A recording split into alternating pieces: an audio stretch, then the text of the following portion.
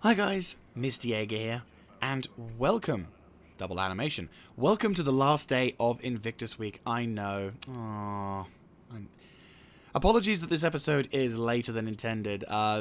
Star Citizen is in a lovely place where I love it, and it hates me. So I've had to reinstall the game, reset my character, got the lovely era 1607, yay! It's fine, we're here, we're recording, it's all good, it's all working, and I've got my armor back. Yes, it's fine! Anyhow, so yes, today has the last day, and weirdly enough, we're not in the expo, we're at the airport. Now, the reason for this is because Drake Interplanetary, well, let's just go on a limb here and just say they probably weren't invited. So, yes, the glorious, June 1st, bloody lastminute.com. Thank you very much, game. So, yes, Drake Interplanetary. What are they? For those who don't play, basically Drake Interplanetary is a vessel construction company. They have a bunch of vessels under their control and command, and they build stuff. And they are known kind of for dealing with maybe not the most morally superior clientele. For example, to elaborate, basically, those guys there may not be law-abiding citizens, and that may be a police officer. Anyway. So, today we're going to be looking at the various crafts and ships that Drake Interplanetary make for their stuff, and also give a bit of an overall perspective on the thing. Now, truth be told, I am, whilst I shit on them for their lack of quality when it comes to ship building, or the fact that they don't deal in totally legal circumstances, I cannot fault them to a T that their design logic and style is something that I do find visually appealing. Oops, someone wet the bed. A Drake Interplanetary executive was asked to show his papers. Anyway, so, you'll forgive me, it's very hot today and I'm having to drink lots of water so that my voice doesn't turn into a crackly old woman's voice. So anyway, so for the last day of the event, we have been invited, or I have invited myself to Drake Interplanetary's Defense Con, because that sounds more legal. And without further ado, here we are. So here we are, the Drake Interplanetary Defense Con with a caterpillar out on front. And I love this little dig that Drake throws at the UEE. After the fleet launches, who's left to protect you? I do not lie. I do like the style of, I might even try and take a snapshot of that. Because there's no better way to describe a thumbnail than to have, hang on, let me just quickly do something for a thumbnail. That is a really good image. I like that. I like that a lot. Anyway, so yes, Drake Interplanetary. There's a whole bunch of ships available here. Some of them, if you've played Star Citizen, you'll know off the heart, and some of them you may not be so familiar with, for those who still don't know a few things about it. But let's go in rotational order. First of all, let's talk about these things. This is the Drake Cutlass Black, one of the more common vessels you will be able to find for a very reasonable price. And by reasonable, I would say for a dropship of this size and its capabilities as a ship, it is pretty good, though I fear that at the moment, because of all the other vessels with their abilities to act as a spawn point or to stop people from escaping, the usefulness of this vessel in the future may become into doubt. But this is basically a transportation / troop transport / raiding / attacker. There's a load of versatility usefulness in this ship, and as you can see by its design mechanics, this is all about that utilitarian nature. You've not got any fancy panels, you've not got anything. This is basically the stark contrast to an Origin Jumpworks vessel. For me, I like this style of ship. I prefer this style of ship over such things as Origin Jumpworks or flashy accounting stuff, and this is the internal section for the ship. You've got a crew of 2. There is a turret which gets to the top. The pilot has a co-pilot, but really it's more just about pilot and gunner. That's pretty much all you need to operate. The only room I have issue with is this, because there's this giant room which could have something useful inside, but doesn't. And this room, with the exception of the Cutlass Red, which replaces the turret with a flashlight, and basically in there is a living section where there's a toilet and a shower or whatever. But every other Cutlass in the moment has this giant open section to it, and it's always been a bit of a bugbear for me. I mean, I'm not an architect, but something about me feels that they could have done something more with that, but still. Anyhow, there's a few little seats on the side there. So the Cutlass Red, Black, there we go. The Cutlass Black is kind of one of those ship chassis that has it's one of those ships that has many different variants of the same ship, which in turn are, depending on what kind of ship it is, will be extremely useful in the immediate or extremely useful in the future. So let's talk a bit about the extremely efficient in the near and the present, which is the Cutlass Red. Now this vessel has a quirky ability which, if you're in a clan, or an org, you know, as we would say in Star Citizen, you would be loved if you have this ship, or you would be considered very useful, which is, of course, the ambulance ship. Now, the reason why this ship is so popular and famous is because it has medical beds, which allow you to respawn and heal wounds. Basically, you go up to this particular bed, you lie down, and to the right you'll see this little panel light up, and then you basically can set as preferred ICU. Or at the moment, which is really handy, is you can walk up to the side of this thing, and if you go into your action menu, you'll be able to set as preferred ICU without even having to lie down, which I think is a really good feature, and I hope they keep it in the game. But yes, so as you can see, the side panel doors are removed in favor of docking panels, which are also on the same as the Cutlass Blue. But these particular things have no real use at the moment because we've yet to receive docking, though that is a promised feature in 3.11, so it's exciting, definitely exciting.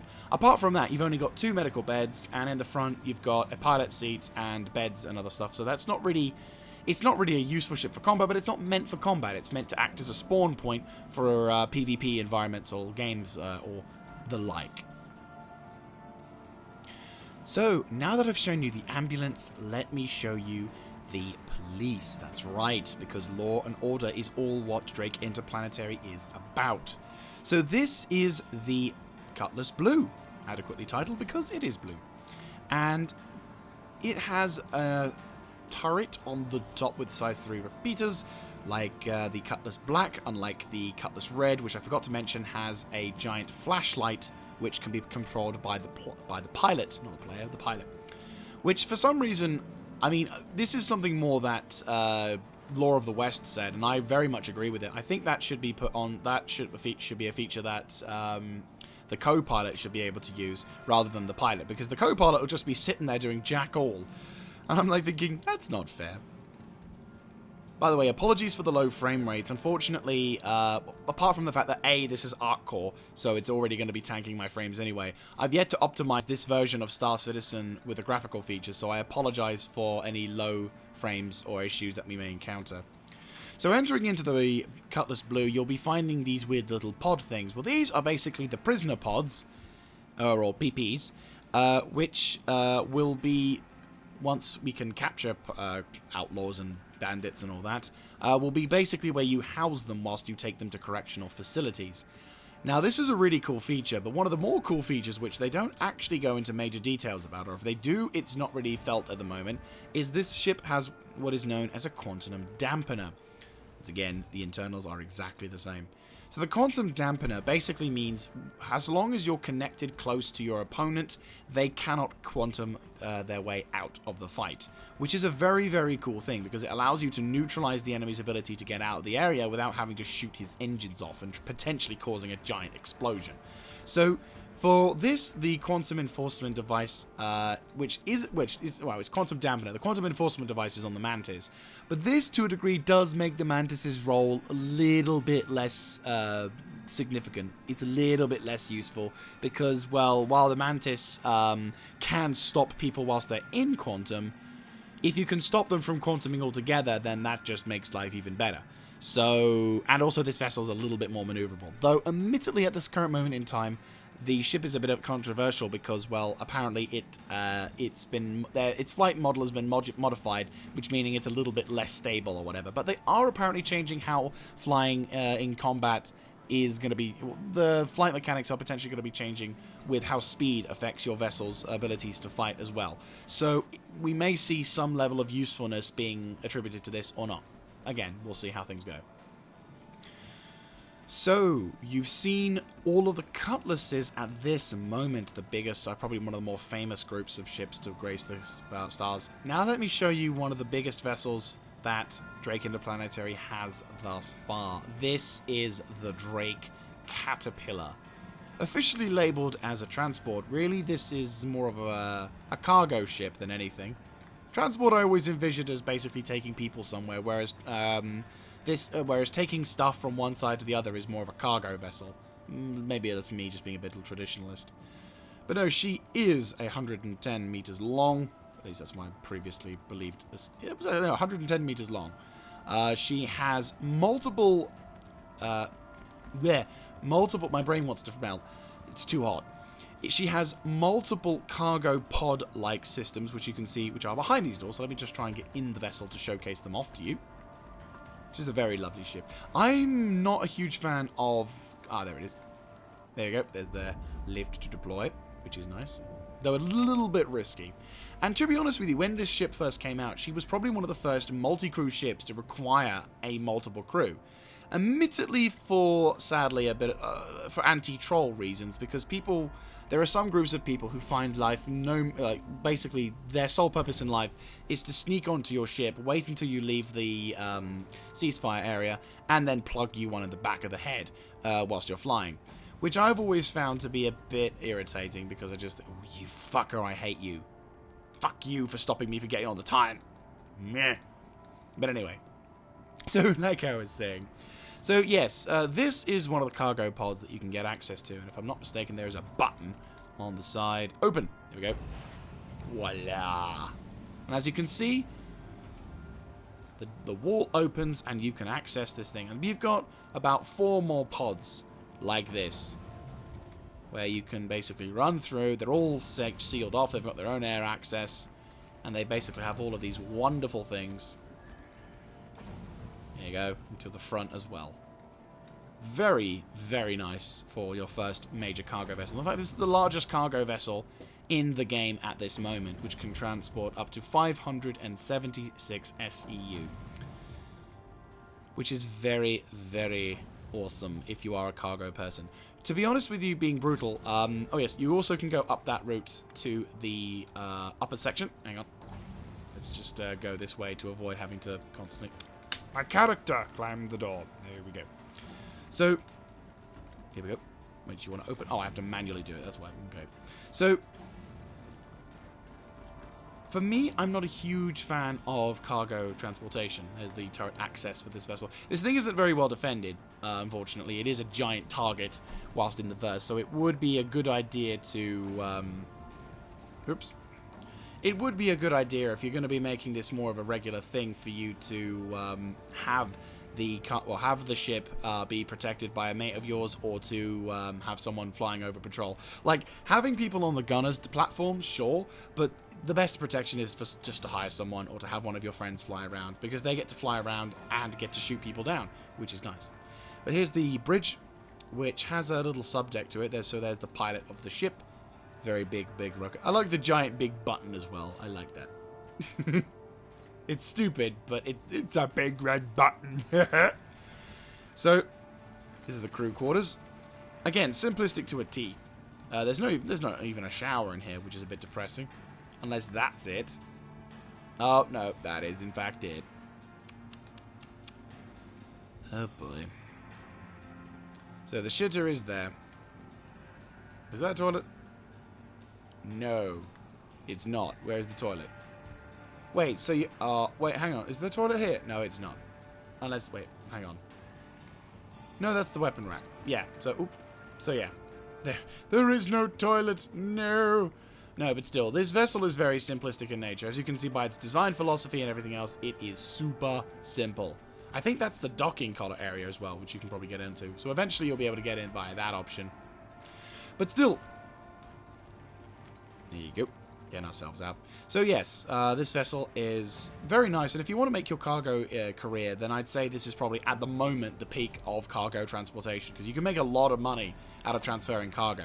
Now for me, I am a little bit skeptical / not willing to invest in the ship, which is relatively inexpensive, but at the same time it's like you can also buy the ship in-game for in-game UEC, about 4 million, 4.6 million, 4.5 I think it was around. So you are definitely going to have to spend some time if you want to get this ship in-game, working your money up towards it. But it is feasible. And once you get this ship, I'm sure you'll be able to make a profit relatively quickly, and I'm going the wrong way, relatively quickly for what it's worth. So yeah, it is an investment, but it's a good investment. And once you get to that stage, then yeah, you are going to be rolling in the money, which is very, very pleasant. So there is the largest vessel in Drake Interplanetary's current fleet. Obviously, we know there's another vessel. For those who were around back in 2018, there is a vessel which I am gushing with watery desire for, but we'll be getting to that later. So we've had the Cutlasses and we've had the Caterpillar, but now let's turn to the smaller ships, the ones that don't quite get enough love, but I think should still get some respect. This, of course, is the Drake Herald. It is classed as a data transport vessel, with the intent on getting away from the fight rather than staying around for it. And she's been in the game for quite some time, which is, I think she was in for many years, actually. And she looks, I don't know what it is about this style of ship, but I like this ship. She looks pretty. Simple, but pretty. She's been armed with a few size 1 defensive machine guns. They are gimbaled, but let's face it, size 1, not really going to do anything. And she's got some size 1 missiles as well on both sides. So, yeah, she's not too bad. Oh, apparently I can put my head into the ship as well. Whoa! But yeah. So, I've always imagined this ship. Now, don't get me... Now, you know, don't... The hell? Oh, someone likes her a lot, doesn't she? Okay, we'll give them a moment. So... You can access the ship via here. You can get the ship in-game for, like, I think $1 million, something along that line, $1 million in-game. So, again, you can get the ship without having to spend a penny for it, which is very nice. She's very cramped, as you can see. And as I said, the main aim for the ship is to get Tekaru Magoo to get the information from point A, and you, the Boogaloo Maru pilot, to get to point B, which is very important. But I also imagine this vessel to be kind of one of those impromptu transportation for maybe not the most legal of people. To quote certain Star Wars literature, let's just say let's avoid any Imperial influence from this particular thing. To paraquote it then. But still, you want to get through to an area very quickly, then I imagine this is going to be probably your cheapest bet, which is pretty cool. I do like this as a kind of a feature, that you'd be taking this vessel and basically you'd be like, right, okay, so, you know, you're paying the most bare minimum for transportation possible, so I'm going to give you a seat and some seat buckles, and maybe if you're lucky, I'll give you some food, but really you're just here till, you know, I get to my destination, and then I'm going to tell you to get off my ship, which is pretty damn cool. And I do like this very simplistic, very basic layout. It's all about the data, it's all about the computers, and it does what it needs to do. And that's what all ships really need to do, and I love that. So, let's now leave from a vessel that is now completely defenseless, because let's face it, this thing would probably die in the first moment someone looks at it funny. And instead, let's gaze upon to a ship which would make other ships explode just by looking at them.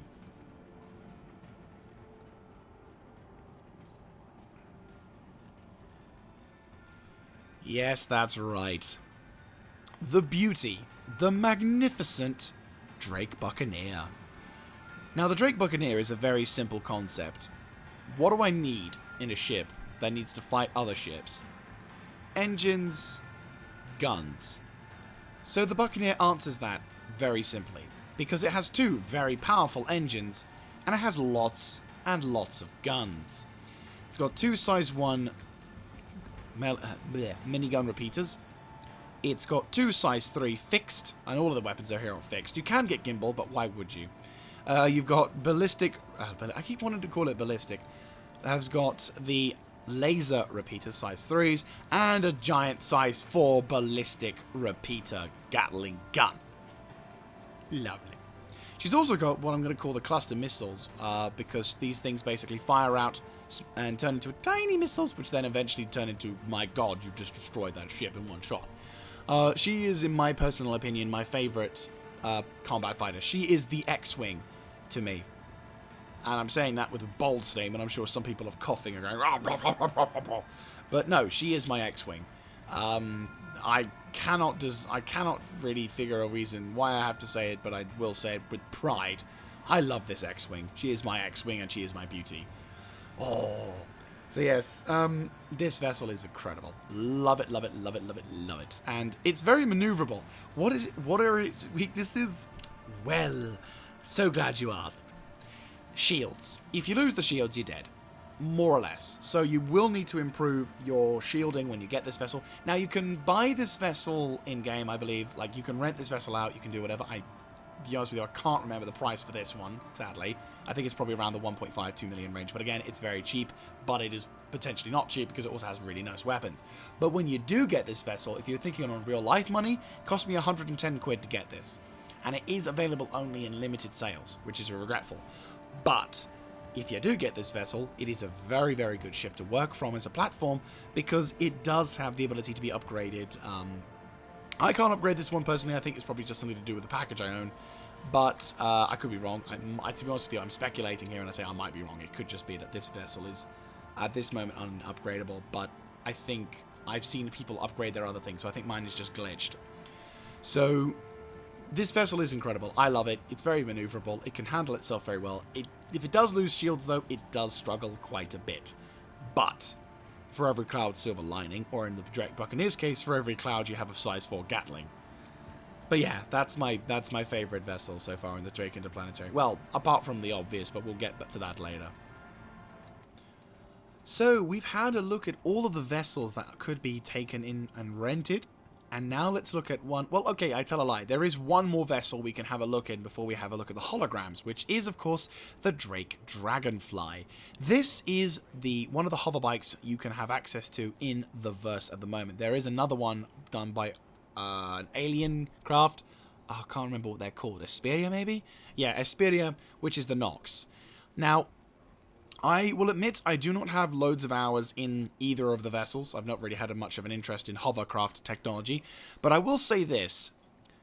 The Drake Dragonfly is far, far easier to get into and to kind of get used to than the Nox. I have flown both vehicles and I personally prefer the Dragonfly over the Nox, simply because the difference is this one is kind of like your first hover bike, which can still do some pretty damn cool things. Like I did a barrel roll with this, so it's definitely there. But for some reason, but unfortunately with the Nox, what's the best way to describe it? I know Star Wars references because I love those. So this version, the Drake Dragonfly, feels like Luke Skywalker's speeder from A New Hope. It's fast, it's reliable, it's very stable, and in this case it also has 2 guns. The Nox feels like the Scout Troopers vessel in A Return of the Jedi, and the Scout Troopers bike, and you're in Endor. With how much you can easily die. Like, you could easily fly the thing up and then smack it down to the ground, instantly killing yourself. So it is a very dangerous vehicle, whereas this vehicle, much safer, much more enjoyable. Unless you're really determined to kill yourself, in which case, go ahead, because you're an idiot. But still, it's a lot harder to kill yourself with this vessel. But also, it's fairly cheap to get. Like, in-game currency, I was told it was like somewhere in the region of like 40,000 in-game currency. So, if you want to have one in your ship, there you go. You can get it for fairly cheaps. Like a couple of missions, and boom, there you go. So, we've seen all the physical ships now. Let us have a quick glance at some of the non-physical, but very impressive regardless. And some of you may recognize this ship automatically. I know any of you EVE players out there will be like going, "Oh my god, it's the Vulture!" And I would be agreeing with you, but in this game it's called the Vulture. And yeah, it's a bit of a contentious issue. Apparently CIG were designing this ship and everyone was kicking off about it. And then apparently CCP were like, yeah, it's fine. And it was then rested. As far as I'm aware, that's the story of how it went. Feel free to correct me in the comment section, of course, if you know better, which I'm sure many of you do. I've not really played Eve in years. I do like Eve. As a little side note, I do like the game Eve. It's just one of those games that requires a load of time. And I, at the moment, just do not have the ability, unless I have to sacrifice something else, which at the moment I'm not really in a position to do so. But regardless, this vessel takes on the role of the Salvager. Now, some of you may already have noted the recent video by Star Citizen, also IG, talks a lot about salvage and what potential future we may have in it. So I'm looking forward to this vessel gracing ourselves in the universe as on a whole, because once salvaging becomes a thing, I imagine this vessel will have a lot of versatility and uses to it. Though, I wouldn't hold my breath, because obviously this ship is one of those things where you need better internet and stability on the servers before we start having salvaging being a real thing, because, well, it's going to be very difficult for our servers who can crash very easily to then suddenly expect them to have rendering projects for ships that can be disassembled, as well as have ships that being an entity, because, you know, more entities because of ships being destroyed, it's going to crash the server. So I can't imagine they're going to do a lot of this stuff until they've fixed the servers a bit more to be able to withstand the intense... someone's become a magician. Holy shit, he's levitating. He's like, boink. But anyway, regardless, this vessel has its uses, but not in the immediate future, which is a bit of a shame. But going on to this vessel. Now, this is an intriguing vessel. This is the Drake Corsair. Now, the Drake Corsair is basically Drake's attempt at a carrack. It's an exploration vessel, it's got a cargo bay, it's got a lot more weapons and focus with the pilot's ability to use them over the Anvil carrack. And I'm not going to lie, I did like this vessel, did not like this vessel a lot with the concept art. I was really wondering why the wings on one side were kind of cool, but the wings on the other side were kind of not. Now that I'm seeing a 3D image, though, I can more realistically look at it and go, okay, yeah, now I can see the appeal. Now I can look at it and go, yeah, this ship actually doesn't look so bad. And I will admit, I'm more curious about this ship. Whether I say I like it completely is another matter entirely. But I am intrigued, and I will admit, I do like some parts of the design. I like this section here, leading towards the side. Still not a huge fan of the wings. As much as I said I like it now, I'm still like, eh. But again, I'm feeling a lot more realism towards it. So, there we go. Therein lies the Corsair. And I'm hoping this ship comes into the game in 2020, because we need another exploration vessel. We need another semi-big thing. And I think Drake Interplanetary hasn't really received much love lately. There's all big ships from Anvil, Aegis, Origin, but none coming from Drake. And I kind of wish we had some more from Drake. So let's get some more vehicles for Drake. So we've gone through our Drake Interplanetary journey. We've done a lot of exploration, we've done a lot of teasing, and now, of course, we come to the ultimate prize, which is this beautiful ship. My God, you're glorious. This is, of course, the Drake Interplanetary Kraken, announced 2 years ago at CitizenCon. Her beautiful design, mechanics, and everything just makes her look so gorgeous, and I'm not biased whatsoever. Oh, the only thing I would say about this display that is really stupid is I can't actually look up, which you kind of need to, with the exception of doing it like this, which is stupid, but here we are. This is the best I can do. I apologize. So this vessel, going down. No, I'm not. Cool. But still, this is a carrier, one of the first carriers to be given to players, and is designed solely for the players. Well, it's designed for the civilian market, but the players will be the first one, obviously, to get it. And she's not cheap. She is very much not cheap. She costs her currently 100 pounds. Oh! No, God almighty, I'd buy that thing in a heartbeat. No, no, basically, Oh, there we go. Nope. Jump. There we go. Cool. So this costs about 1,400 quid based standalone. And she is, yeah, she's very, very much not a cheap vessel. In fact, some of the vessels that are available, well, at the time of the recording, are available for purchase, are very expensive. We're looking at like 4.5k for like a package of 2. So, yeah, that's a lot of money. Just a bit. Yeah, sushi's very expensive. Now, the main role for this vessel is, of course, providing air support. Basically, a number of vessels will be placed on the tops of these little landing pads. There is also a cargo bay inside, which houses shitloads of cargo space. I can't quite remember the amount of SCUs. I think, like, probably over 1,400 or something like that. So, like, there's a shit ton of space in this thing, which is, like, double, if not triple, the Caterpillar, which is immediately awesome. She also comes with a standard edition of a... Oh, look, there's a little view room there. That's really cool. Must be the captain's room. I'd never noticed that before. Haha, I want to go there. I want to. One day I'll be standing there, waving to an imaginary giant staring at me in a fish pool. But anyway, so this vessel has a drone repair bay, a Drake Dragonfly bay, and also a bunch of hangars internally that you can utilize to assist your comrades. Now, there is also a merchant version known as the Drake Privateer, which basically is like an upgrade or downgrade in your whichever you view it package for your Kraken. So if, for example, if you were to use it, then you would lose a lot of your cargo space.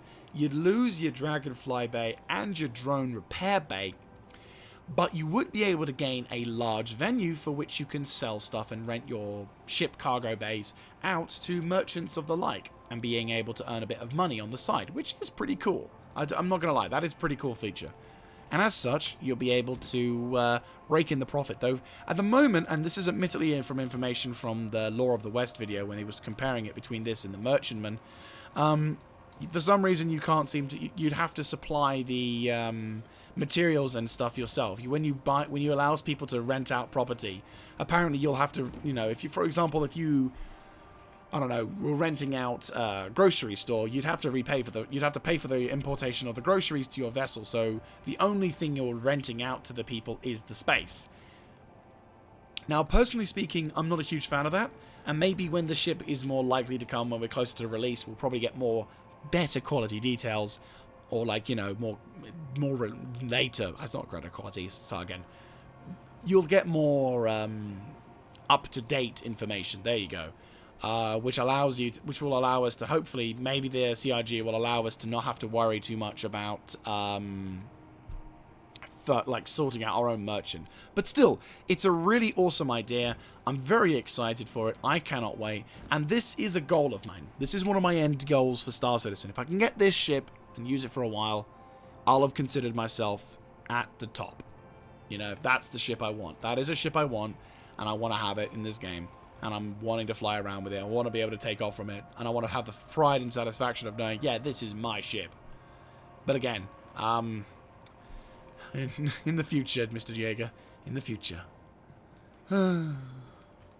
So, guys, there you have it. Here's actually a little sneaky thing I found on the side whilst I was exploring. Drone repair bay. And this is the first drone I've seen in Star Citizen, which is pretty cool. I'm not going to lie, I'm really kind of intrigued by this. I wonder what kind of drone this is. This probably looks like one of those bare essential drones, the ones that just basically fly around getting some stuff and whatever. Oh, hello. Micro technologies. I like how I can read that. I remember back in the day, God, imagine... Wait, what?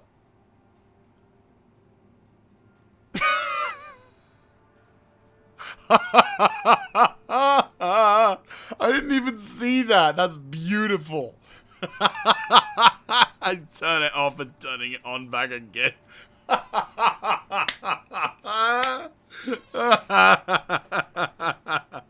Damn. Oh, that's a nice one. Nice little Easter egg for us. So yes, drone technology. It looks pretty cool. But yes, this is in fact the end. And as you can see by the layout of this area, this is clearly a hangar bay that Drake Interplanetary have rented out just so we can have this thing. So there you guys go. Hope you have enjoyed. And yes, I thank you very much for watching not only for this particular episode, but also for the rest of the series. I've been enjoying recording these things a lot, and I'm hoping to be able to do some kind of thing with the Invictus week, though I do have already a lot of footage. Hopefully I can do something at the end of the Invictus week to try and sort of showcase the new fleet, because I know everyone was talking about showing that off, and everyone's sort of been seeing it, but I like to put my own little spin to it, and I'm hoping you guys will enjoy it. But if you guys like this kind of stuff, let me know in the comment section down below. I hope to catch you in the next one, and if you guys are Star Citizen veterans, if you know, feel free to let me know what you think of the video style. I know I'm not like one of those atypical ones who likes to do fancy pants recordings or has the amazing ability to like sound incredible every time I talk, but still, I appreciate your feedback in all regards, and yes, very much so. So, I will bid you all adieu, and hope you have a good time in the verse. And if you've started to pick up this game from this event, you've been able to get into the game, you've been able to enjoy the game, then I welcome you with open arms and hope that you have a very good time. You look exactly like the kind of person who would fly Drake Interplanetary. What's up? Waving friendly at them. Hey, he's a friendly dude. There we go. I like how he tried to wave and did the... Because I knew exactly... Because I had the same problem. For some reason, when you press the 4 button to wave to someone, for some reason it'll then go to you being accusing them of being an asshole. And I'm like, but I'm not accusing you! But anyway. So, I will catch you next time, guys. This is Mr. Jaeger, signing out.